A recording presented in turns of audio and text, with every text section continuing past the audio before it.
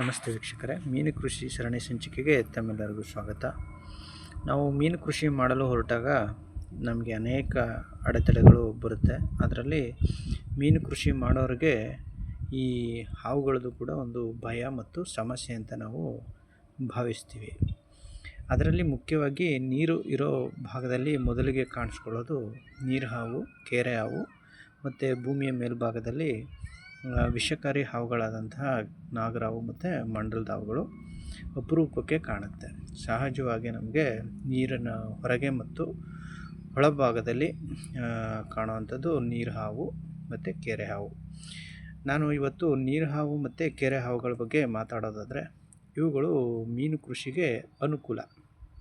ಹೇಗಪ್ಪ ಅನುಕೂಲ ಅಂತೇಳಿದ್ರೆ, ನಾವು ಪಾಂಡ್ಗಳಲ್ಲಿ ನೀರು ನಿಲ್ಲಿಸಿದ ತಕ್ಷಣ ಕಪ್ಪೆಗಳು ಬಂದು ಸಾವಿರಾರು ಸಂಖ್ಯೆಯಲ್ಲಿ ಮರಿಗಳನ್ನು ಮಾಡ್ತವೆ.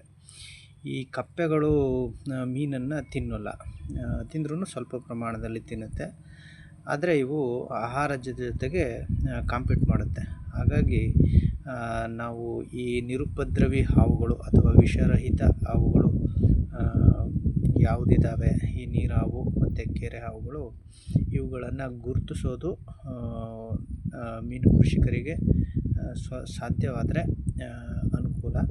ಇವುಗಳನ್ನು ಪಾಂಡ್ ಆಸುಪಾಸಿನಲ್ಲೇ ಬಿಡೋದಾದರೆ ಈ ವಿಷಕಾರಿ ಹಾವುಗಳು ಬರೋದು ಕಡಿಮೆ ಆಗ್ತದೆ.